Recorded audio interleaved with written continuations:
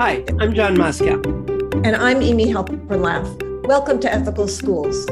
Our guest today is Dr. John Pascarella, Professor of Clinical Education at the University of Southern California, USC. Dr. Pascarella is Chief Academic Officer of K-12 Professional Learning at USC Race and Equity Center. Welcome, John.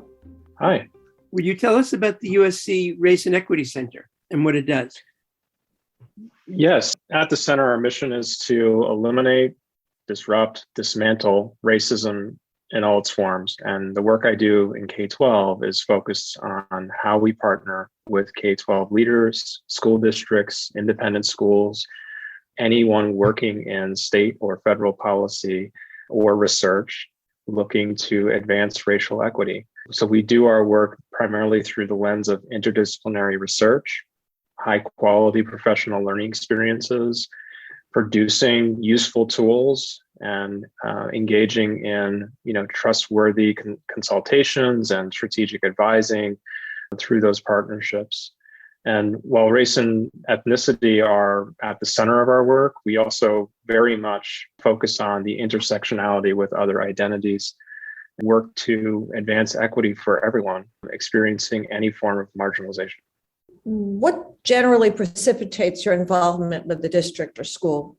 What usually starts the conversation is that schools and districts are already having the conversation around disparities, injustices, or forms of racism that they're noticing, whether individual or in policy or in classrooms and hallways or in the curriculum that they notice, continues to center a white or Eurocentric narrative or experts and scholars and in any given subject matter or in the curricular representation of books and texts and the ways in which we experience schooling that tends not to center or be inclusive of the history of how communities of color have experienced our school and our curriculum. I think about, do folks in the school community view the school as an important place to gather and to commune with each other? Or do they view the school as an institution that is not necessarily serving the community's needs or the histories, culture, ethnicities, and linguistically diverse populations that work and live and thrive in the community? Or instead, is it, reproducing and continuing a curriculum that decenters them in some way? And so schools are thinking about this. And by schools, we're talking about parents, caregivers, school leaders, and teachers who organize to, whether in the form of a committee or a task force, or they're coming to board meetings, and they're raising concerns about school disciplinary policies and practices that are resulting in the disproportionality of referrals to of students of color for behavioral issues, the lack of perhaps training that teachers and school leaders have had in their own professional development or professional learning or their own teacher education programs or leadership programs or certification programs in order to create better conditions for students and their families to experience the schools in their communities. So how do you evaluate the things that you've just been discussing, which would indicate bias or inequities? What actually happens when people come to you and ask you to become involved in the school? Yeah, that's a great question, John, because that's usually the first question we're asking the school leader or the task force is, what data do you have presently that's been looked at through a racial equity lens? In other words, if there are disproportionality in school disciplinary referrals, how do you know? What's the data supporting that? How have you sifted through that data and began to examine the sources of those referrals and the policies, policy language that is supporting or aligning with the decisions that are being made by the educators in the building? And so in some cases, we have, schools and DEI committees that have organized and have identified those disparities. In other cases, schools haven't begun to do that work and are seeking help from our center to help them do that work. And in those cases, we list the support of Dr. Kendrick Davis, who's our chief research officer and works with a team of researchers. And what he will do is he will meet and consult with the school or the district to design a customized climate study that typically involves surveys and focus groups and reporting out in public forums and different phases of the project in order to determine what is the experience of students of color disaggregated by different racial and ethnic groups in this school, and what is their experience of the curriculum, of teachers teaching the curriculum. And of course, the first phase of this, before jumping ahead to that phase, should say that it always begins with looking at the existing data in the school or the district. That is the starting point before we even go into further efforts that involve surveys and focus groups and various forms of reporting. And then with that information, the leadership over time in which this is conducted, in addition to reporting out, offering formal reports to the district and to public forums, including parents and community members, it's using that information to inform a plan for professional development or professional learning series that would engage the teachers, school staff, school leadership in a long-term professional learning series. Those are called, at the center, we call those racial equity leadership academies.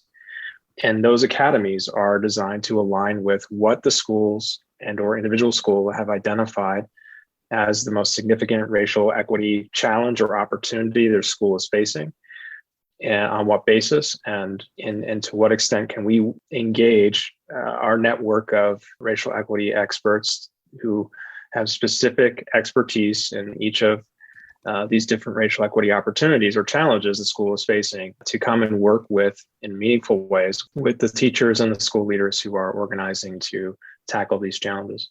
Obviously, for collecting a lot of this data and setting up these things, that it sounds like you really need the strong cooperation of the school or the district. If teachers or parents come to you other than, say, it being initiated by the principal, is there sort of a set of minimum conditions that you say that you need in order to become involved with the school? Like, do you say, this doesn't make any sense to do unless the principal, for example, is 100% behind it? I think what we start with is recognizing that we're not going to solve all the racism in the building today. And just saying that aloud and recognizing that there are myriad issues related to racial disparities and forms of racism happening in the school building or in the district. And how are we narrowing our focus to the most significant problems? What are they? What are the dimensions of the problem? And how can we organize your coalition of supporters who are raising their hands saying, I want to tackle this problem. I want to be a part of the change that's happening in the building, and that they're at the table and they're organized and ready to engage in long-term work over multiple years. And so those are some of the conditions that we're establishing in the initial conversations with a task force or with a school or superintendent or a school leader. Because it's more than just funding, it's about the extent to which all of the different community assets are at the table. Yes, funding is one of those things. How the building and the environment of the building and or the school security are involved, and how have those school security positions been reimagined and are also involved in the conversations around how students of color and families of color are experiencing the school and the school environment. That includes the teachers, it includes instructional aides, it includes everyone who's working with and interacting with students and families. And so if those constituents aren't present in the conversation, that's another condition we're missing in the effort and the initiative. What is the buy-in from each one of these stakeholders in seeing this through? The folks raising their hand, do they have the time and the ability, meaning the privilege in many ways, to be at the table, have the space, and are they being funded to carry out this work? And for teachers and staff members, that means buyout of time in their regular schedules. For parents and community members, we recognize that there are folks who are showing up who care about this work, and there are folks who want to be there and can't be there. Expecting the school to do this work and meet these goals are participating in other ways that may not be showing up to a task force meeting. And so I would say, in addition to who's involved and how their voice is leveraged to advance the work, it's the recognition that this work needs to be sustained over time. Much like action research, interventions need to be planned, carried out, examine the effects of the interventions, and then keep cycling through to make adjustments and improvements to those different challenges. However, as I said, the dimensions of the challenge are important. Let's say the disciplinary referrals go down, but we're seeing an under referral to gifted and talented education programs or honors and AP classes with specific racial and ethnic groups, then we need to organize around that problem in a very specific way, access different resources and experts to help the task force tackle that opportunity to increase the learning conditions and opportunities for the students to move into those classes. And that may come into where do we see, we're noticing there's more implicit bias in our observations of classrooms. Well, where is that data coming from? How are we trained and skilled to learn and to see implicit bias in the interactions between teachers and students? And that's part of the work that comes out of organizing a team to get concrete about what are the racial equity challenges and opportunities, and how do we work over time to tackle them and partner together to do that. John, how are you defining implicit bias, and what are some of the ways it manifests? Oh, that's a big one. I think beginning with an understanding that we are socialized with an understanding of which different groups we belong to or identify with, and how we understand privileges, advantages, and disadvantages associated with those identifiers, whether we accept them or reject them, and the extent to which we are able to regularly recognize injustices in the ways in which folks are treated within that social system. And in this case, sort of thinking about that being theorized as racism, understanding the way in which we operate within systems, meaning institutions and laws and policies and guidelines that benefit certain groups more than others, and the shades and layers of which that occurs relates to whether or not we recognize how we are perpetuating or reproducing forms of marginalization of students or of parents or of caregivers in our actions as educators.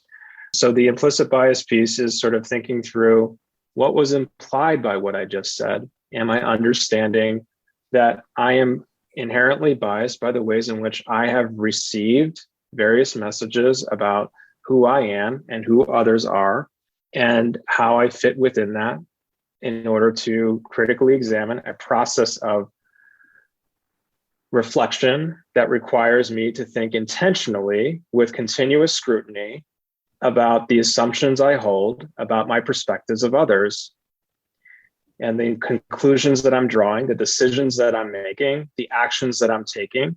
And in thinking about those things critically, that means that I have to have a sort of special attention to the power dynamics that are playing out between me as the educator and my students or parents, caregivers, or other colleagues in the building, and the extent to which I understand where I fit positionally in those conversations. Do I understand that if I am not speaking up when I see something that is racist or hear something that is racist or racially biased, that in fact I am allowing harm to occur? I'm a passive bystander when I should be upstanding, saying, hey, I noticed this, and I noticed this from my position of privilege and power. I notice as someone who is existing within this context that sits within the greater social and political context of our own history in this specific location, in a school, in the United States. Students are experiencing the effects of this challenge or this bias comments that I hear. And am I willing to challenge it? And when I hear it in myself, am I willing to challenge or question critically, why do I think that? Why do I assume that? And when someone calls me in on a behavior, on a misstep or a mistake that I've made, is my reaction to immediately reject it? Or is it to embrace the feedback and listen and believe the person when they say, this was harmful to me. Maybe you didn't intend it to be. And I don't think very many people or very many students or parents are particularly concerned about the intentions of teachers when they make a racist mistake or express a racial bias. I think what they're most concerned about it is the teacher who did it is going to hear them and understand them and take responsibility for what they said, own up to what they said, and acknowledge that this was harmful to their student or to them, usually both, and work to make amends. But typically we get stuck in the cycle of defending and rejecting the idea that we ever intended to cause harm. And we remain in this defensive position, and instead of embracing and understanding, we all have implicit biases, and our work to examine those is never ending. And that if we're in the profession or career of teaching, that we should be engaged in a continuous cycle of critical reflection in order to better create learning conditions that better serve our students. John, I just want to clarify, are you speaking of random remarks or decisions that an individual educator makes, or are you talking about participation within a bias system? I think that I'm speaking to both. I'm probably not doing a good enough job of teasing them apart. I think that when we think we are neutral in a situation, that we don't have any sort of particular preference or leaning towards a particular identity or a particular way of being, we're wrong. And so when we call out a behavior in class that is unacceptable, why is it unacceptable? Why are we biased in a particular way? In other words, why do we think a safe and productive classroom is one in which the students are quietly listening and attending to whatever the teacher has to say, rather than engaging vociferously, dynamically, and passionately having arguments and discussions about the topic or the concepts that are happening, or questioning the assumptions or conclusions that the teacher is making as a participant in the classroom discourse. And so I think that we have preferences, we have biases, we have aversions, and we have those manifest in different attitudes that come through in the things we are saying or we're not saying in any given moment in our interaction with a student, a parent, or someone who's a supervisor or someone who's reporting to us. And so what I want to get to is the point is that with accepting that idea, we live within organizations and institutions that favor certain attitudes, expectations, and as a result of those sort of that value system that's implied by those rules, folks follow the rules to the extent that they see it and or reject those rules, and the folks enforcing them to the extent that they see there's a problem with it or it benefits them. And so I think that's important to sort of thinking through the work we're doing when we attempt to address racial implicit bias and the ways in which we have come to understand our racial identifiers and the constructions of other racial groupings and identifiers of others. What are some of the best ways to reduce it, especially given that it sounds like it's both biases that someone expresses in their actions but haven't been consciously thinking about, and also that the system often is promoting, for example, disproportionate suspensions of young Black men or Black boys is something that is systemic, but it could also be that a teacher's first response when there's a problem is, okay, I'm sending you to the principal's office to get suspended. So how do you address these, part of the ongoing work that you're doing with the school? So a couple of things that we've noticed in our work at the center and the research that informs the work we do at the center. One is that most folks who are speaking out against implicit bias or racist issues that are happening in schools and showing up to work in solidarity to challenge those things that are happening usually demonstrates, the research demonstrates that these folks usually, right, are folks who think of themselves as having, good morals and values. And I lump myself into this category as well, right? And a code of ethics. And that code of ethics is, that they reject racist language, behaviors, or actions. They reject it outright, and they speak up about it. And they speak up about it in department meetings and or to the principal and or to parents and caregivers when they notice that the student has, used that language. And in that way, most folks are demonstrating a social justice stance. They're speaking up about societal wrongs.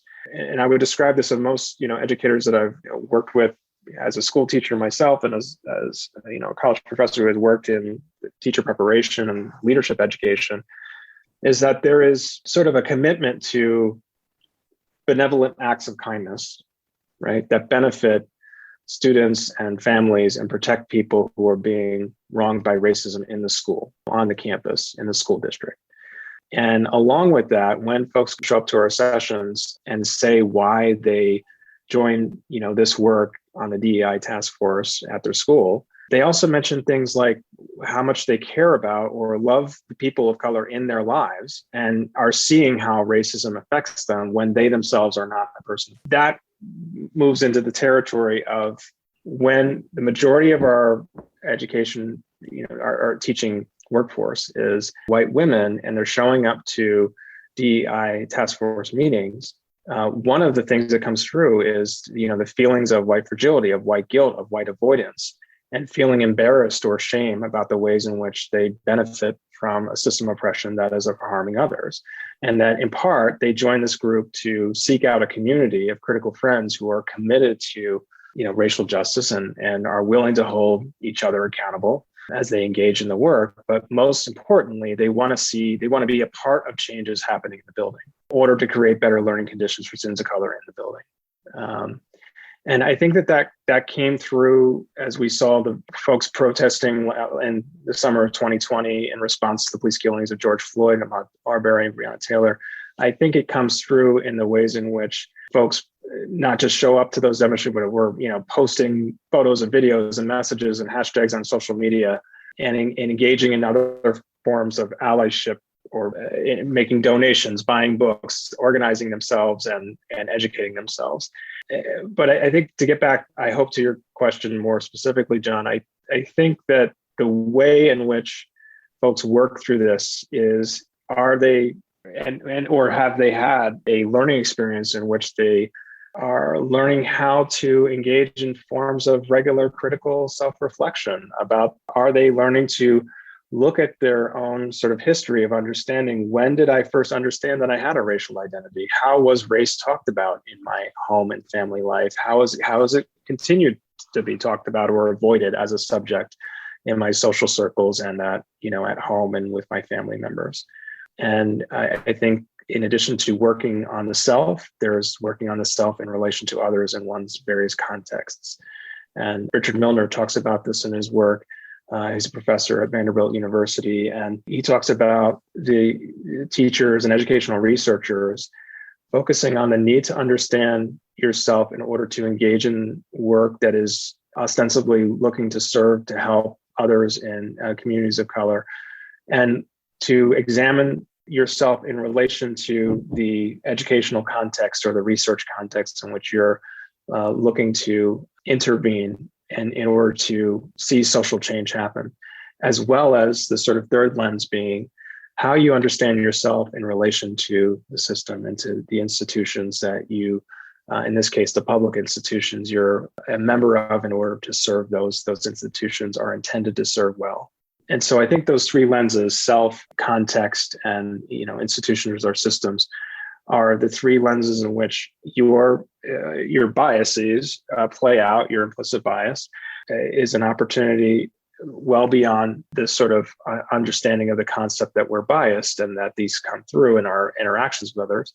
That where is the opportunity to challenge and be critical of how we understand race and racism in our lives, and how we benefit from it or how we are disadvantaged by it, in order to change the ways in which things are happening in a school to better serve the students in the school, which includes raising the racial awareness and criticality of white students and other students who benefit from the curriculum and biased teaching practices, be that across different racial and ethnic groups. You're talking about how people who have become aware of their implicit bias and they're anxious to do something about it, ways that they can be self-reflective. Have you seen strategies in schools that help to open up teachers who aren't in that place and who may just be feeling very defensive, that whenever anybody says anything, they immediately say, oh, you're calling me a racist, and then just shut off completely? How can a school community, how can the teachers and principals break through some of that resistance? Have you seen good examples of that? I've seen the most effective examples being when the school leaders or the folks organizing and partnering with us to facilitate these sessions have built some meaningful rapport and relationships with the teachers in the building, and have with the department of teachers or the faculty, meeting of teachers, have regularly worked at creating a space in which, in fact, opposing views are going to come up, and that we value criticality. We value interrogating the position or the comment that is being made, and we value the opportunity to unpack it and learn from it. And that seems pretty basic, but that's not very perfect. And I think that the general consensus that I've experienced in those kinds of meetings is that we are going to thrive. We're going to survive and thrive beyond this meeting. This meeting isn't going to solve all of our racist problems. And so I think there's the more effective ones have been in the cases in which questions are intentionally framed around one's personal relation to this, the challenge. What is their personal stake in it? How do they identify? How have they experienced? If they feel they've been called a racist, why is that? Do they have an opportunity to unpack that further? Or are they simply diverting attention to something that wasn't said in order to evade talking about racism altogether, or the ways in which they might be benefiting from a system that might center them or their lineage or history, heritage in some ways? I think it's challenging work. And I think that if the opportunity is to help build coalitions with and among teachers who are willing to advance the work, it is usually, in more cases than not, the vast majority of teachers in the room are seeking to learn and understand and have a vocational commitment to creating better learning conditions for their students. And some of the other pushback has been around, well, the centering of, students and families of color. Why should we do that if it comes at the cost of decentering, white students and families? They're part of our community as well. And so it turns into this sort of false binary. It's either one or the other, not that both things can exist. And so I think navigating those questions and being prepared to engage meaningfully requires important relationships that are built over time. And in some cases, when folks who are disagreeing or are feeling harmed by engaging in conversations about race and racism and feel personally put out, I think that's an opportunity for, school leaders and colleagues to debrief with that person and engage them outside of the main, conversation. And I think this takes time. I think it has taken time, and we've learned a lot from folks who are resistant to it. But I also think, like most sort of professional learning or professional development initiatives throughout our 200 plus years of public schooling in the United States, we've learned a lot in the research on professional development. And that is that if folks are being told they have to show up and it's a compliance-based activity, they will show up, they will check the boxes. Some of them may speak up and disagree about the question or the situation that you raised earlier, John. But in most cases, the folks who are looking to improve their teaching or are personally invested in seeing changes in their classrooms are going to seek to get something more out of that experience. And so what we try to avoid doing at the center is very short-term or one, professional development workshop, and take a more partnered approach that even if we cannot provide sort of 3 years of support or there's limited funding, et cetera, that we can work together with them on a path towards longer term sustained engagement, and expect that not everyone's going to agree. So if that person who is so offended disagrees, are they willing to be part of the coalition that's going to continue to work on the challenges facing students of color in the building, families of color in the building, and the curriculum? Or are they there to simply state their own viewpoint and leave? And I think that part of that work is understanding how we support leaders who are attempting to sustain it over time without getting burnt out and shutting down themselves. And I think that comes back to maybe an earlier consideration I raised around who in the building is raising their hand passionately to be involved and see this through, and not just for the 2 years left in the budget cycle or the 3 years left their kid is currently in that school. There are parents who stay long engaged after their kid has graduated from a school and continue to serve that community. That actually is a question I wanted to ask about, which is what happens when leaders leave. I mean, there's a school has natural attrition. Although you say that some parents stay engaged long after their students have graduated, and that for the most part, people move on. So what does that look like over time?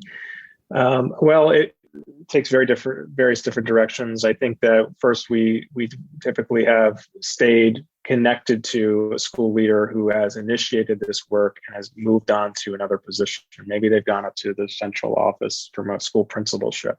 Maybe they were at central office and left to go become a superintendent somewhere else and lead another district.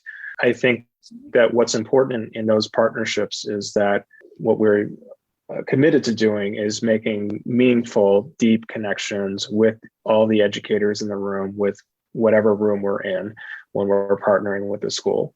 And so there might be an educator at the table who next year is the assistant principal and is now has positional power in a way that he or they didn't have in the year before. I think what our job is to not only stay connected to individuals, but also think about when we're working with any task force or committee, what is their impetus for staying connected to this work?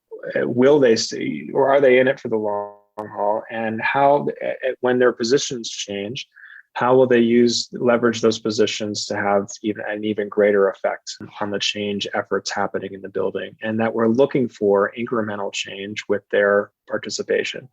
One example that happened more recently is we had a principal who moved into a district position, but stayed connected to the new principals in the building because along with the principalship, an assistant principal also left the same year this individual left. So a new principal, a new assistant principal, but the exiting principal for the year following continued to stay connected, show up to the DEI committee meetings, regularly on the phone with the new principal, offering coaching and additional advising and support. And I think that's a great, and continuing to stay connected with us, and out of love, support, dedication to the school community and to the educators in the building who are looking to see this through. In addition to doing that, and I would say he's probably an exception, he also worked with us to figure out how could he advance this work in his new position, which was entirely different from leading a school. And now he's running a central office department, and they're responsible for district-wide, offices and initiatives. And it's in a very specific area, school operations, district operations. And so I think that those are other examples that come through. I think that this has been instructive to us in thinking about who are these school leaders? What makes up the profile of the anti-racist school leader who is, continuously committed to seeing this work through, no matter what position they find themselves in the year after. And I would say that, what's important as well is that we've noticed those school leaders aren't just staying in a position for 2 years and moving on typically. And I think that we have learned a lot from them. I think probably as much as I hope that they've learned from the professional learning series, in which we've worked with nationally known experts in each of these specific racial equity topics and challenges that schools have faced. You do a lot of work with schools in the LA Unified School District, including a project with a number of schools that began just before the pandemic. Would you talk about that project? In March 2020, we launched our first Racial Equity Leadership Academy with a cohort of 82 school principals in the district who responded to an invitation to join this Racial Equity Leadership Professional Learning Series and passionately raised their hand saying, I want to see racial equity gains in my school. And with that inaugural cohort, we started in person. There was a word that this pandemic was coming. We didn't know where it was going to lead. And then we moved to a virtual series when it happened, like the rest of the world essentially did. We moved online to Zoom. And rather than having these in-person full day immersion retreats, workshops, if you will, we continue to meet on a monthly and in some cases bi-weekly basis to continue our professional learning sessions with our nationally known experts and to work with every individual school principal to design and carry out a strategic racial equity project with their project team or their DEI task force at their individual schools. And so I think this relates to earlier questions you had about how do we help schools first identify, well, how do you know there's a racial equity problem in your school? What's the data? On what basis are you drawing these conclusions? And what specifically is the problem? And so we work with an 8-part project framework to help to assist the project teams in designing and carrying out their project. And so we continued that work. We continue it now. We'll continue to work through this summer of 2022 with those school leaders. In the second cohort, we worked with a group of community of school administrators, or known as COSAs. And the COSAs are a group that was a position that was new under Superintendent Austin Buettner, that essentially took a small schools approach to reorganizing or introducing, I shouldn't say reorganizing, but introducing a new position to the district that we have in LAUSD, these large areas. And so we have area superintendents. And so much like New York City Public Schools, where you have boroughs, and we have, regions of the city of LA in which we're sort of geographically mapped to include the hundreds of schools that are in each of those areas. And so under Buettner, he essentially created 42 at the time, I don't know what the current number is, communities of schools. And these communities of schools had around 30 schools in them and 30 school principals and, along with their assistant principals, et cetera. And so really taking sort of a smaller school community philosophy to introducing a school leadership position that would work more closely with a smaller group of schools. And so those COSAs, our community school administrators, then joined a series with us. We had 12 sessions with our COSAs. And similarly worked with them to think about how they were organizing to address racial equity challenges, opportunities within that community of school. And that was a tall order because it was an entirely new position that they were starting during the pandemic. And they were getting their footing as they were starting in those leadership positions, having just left the principalship, and really getting to know and build community with their principals who were leading the schools in their community of schools. So we continue to offer targeted support sessions for those school leaders who are seeing through racial equity initiatives in their school or their community of schools. And that's been an incredibly rewarding process to work with those leaders who continue to advocate for racial equity gains in their schools.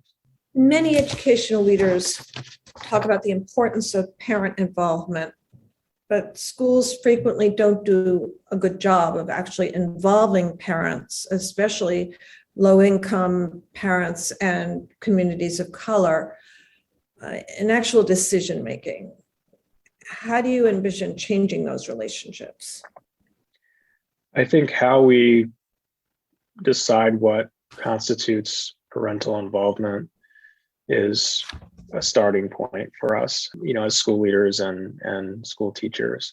What we assume, this goes back to the complicated conversation on implicit bias. It's sort of, what do we think looks like, sounds like, feels like strong parental involvement? And how are we reproducing ideas that have existed, decades, through our whole life in terms of our experience as a child of K-12 schooling and the manner in which our parents were involved or not involved. And so that looks very different in 2022 than it did for me in 1987 or 1985 as a 5-year-old. What it looks like is the ways in which parents, caregivers have access to, through social media, through learning platforms, learning management systems that the school is using to participate and stay in touch with teachers and school leaders, and have a more immediate access to talking to a teacher on a social media platform of some kind, be it a closed platform or the teacher is on some form of social media and stays connected to the parents that way. So I think that what it looks like, what it has looked like, is that folks are following what's happening at the school. Folks are posting on their students are posting on their experiences at school. Parents are commenting and seeing what's happening and staying connected to the principal, the leadership, and the teachers in terms of how they are, sort of surveyed or polled about their experience of the school. How intentionally is that done? How often is it done? Are they working with a survey expert to regularly conduct those surveys and to stay connected to them through public reporting on that information? Is there, in addition to having the in-person meetings, which during the pandemic has been slim, is it being live streamed in any kind of way? Is it being recorded and disseminated over a platform or a YouTube channel that the school has it set up, in which parents can also see what's going on or happening in those meetings, whether they're at work on the job or able to watch it in between? And so I think that showing up to a parent-teacher conference is no longer sort of a substitute for the multiple options that are available to teachers and parents to stay connected to one another. I think that's also true in terms of how parents have had greater access through these learning platforms like Canvas or other K-12 platforms to what's happening with grades and what's happening with feedback and the teacher's ability to email the parents. I think that what comes back to is what is the mindset, position, perspective of the educator, of the school leaders. How are those attitudes and biases coming through in terms of how they expect the parent to respond to them, or they haven't been responsive, over certain channels? So am I dismissing them as unresponsive? Am I dismissing them as not caring or not showing up when I don't even know if those, emails are getting to them, or if they're getting the social media or the text notifications or whatever the school platform is set up to do? So I think part of this is asking parents generally, what works for you? How do you want to be connected? And what do you think is a meaningful way to be involved in? And what are your limitations to being involved? And how can the school be flexible and offer a greater range of accommodations to stay connected to parents who do care about their students and their students' well-being? And what are the parents' expectations of the school? And are those, clear? Is there a space in which those are invited, not just sort of heard and put aside as a complaint? When that there is content, there is information in that complaint that is worth validating, regardless of whether you agree with it or not, that could change the way you offer options and channels for parents to be involved. Thank you, Dr. John Pascarella of the USC Race and Equity Center. And thank you, listeners. If you enjoyed this podcast, please share it with friends and colleagues, subscribe wherever you get your podcasts, and give us a rating or review. This helps others to find the show. Check out our website, ethicalschools.org, for more episodes and articles, and to subscribe to our monthly emails. We post annotated transcripts of our interviews to make them easy to use in workshops or classes. And we work with consultants to offer customized SEL programs with a focus on ethics for schools and youth programs in the New York City and San Francisco Bay areas. Contact us at hosts@ethicalschools.org. We're on Facebook, Instagram, and Twitter at Ethical Schools. Our editor and social media manager is Amanda Denchi.